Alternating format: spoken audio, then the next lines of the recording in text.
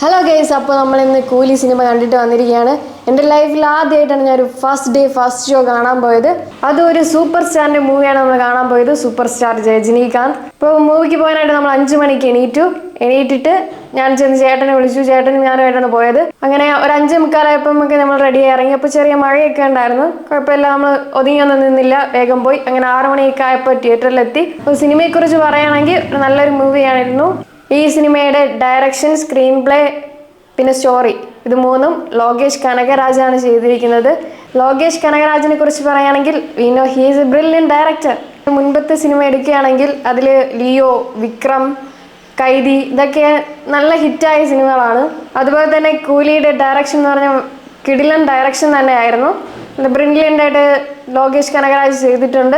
ആക്ടേഴ്സിനെ കുറിച്ച് പറയുകയാണെങ്കിൽ ഇതിന് main character super star Rajinikanth തന്നെയാണ്. അത് കഴിഞ്ഞിട്ട് വരുന്ന റോള് നമ്മുടെ മലയാളത്തിലെ സൗബിൻ ഷാഹിർ ആണ്. നാഗാർജുന, ഉപേന്ദ്ര, ശ്രുതി ഹാസൻ, സത്യരാജ്, അമീർ ഖാൻ എന്നിവരാണ് ഈ മൂവിയിൽ അഭിനയിച്ചിട്ടുള്ളത്.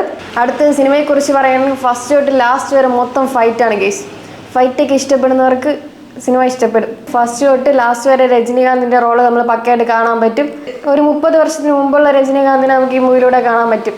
നമ്മുടെ സൗബിൻ ഷാഹിർ ആണെങ്കിൽ അദ്ദേഹത്തിൻ്റെ ഫുൾ എനർജി ആ സോങ്ങിൽ തന്നെ നമുക്ക് മനസ്സിലാവും.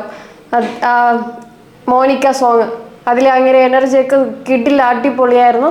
5 ഇൻഡസ്ട്രിയിൽ നിന്നാണ് നമുക്ക് ആക്ടേഴ്സ് വന്നിരിക്കുന്നത്. അപ്പോൾ എല്ലാവർക്കുള്ള സ്ക്രീൻ സ്പേസ് കിട്ടിയില്ല. ഇപ്പം മെയിനായിട്ട് നിന്നത് രജനീകാന്തും സൗബിൻ ഷാഹിറും നാഗാർജുന, ഇവർ 3 പേരാണ്.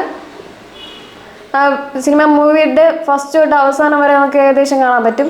ഈ ലാസ്റ്റ് അടുത്ത ക്ലൈമാക്സ് ഒക്കെ ആയപ്പോഴാണ് നമുക്ക് അമീർ ഖാനും ഉപേന്ദ്രയൊക്കെ വന്നത്.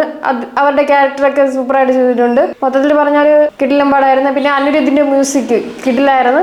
ഫസ്റ്റ് തൊട്ട് ലാസ്റ്റ് വരെ കിടിലായിട്ട് ചെയ്തിട്ടുണ്ട്. ഇതൊക്കെയാണ് മൂവിയെ കുറിച്ചുള്ള എൻ്റെ അഭിപ്രായം. അപ്പോൾ നിങ്ങൾ മൂവി കണ്ടിട്ട് നിങ്ങളുടെ അഭിപ്രായങ്ങൾ കമൻ്റായിട്ട് രേഖപ്പെടുത്തുക. അപ്പോൾ എന്തായാലും എല്ലാവരും ഒരു തിയേറ്റർ എക്സ്പീരിയൻസ് ചെയ്യുക. തിയേറ്ററിൽ പോയി തന്നെ എന്തായാലും സിനിമ കാണാൻ ശ്രമിക്കുക. അടുത്ത വീഡിയോ കാണുന്നത് വരെ സൈനിങ് ഓഫ്.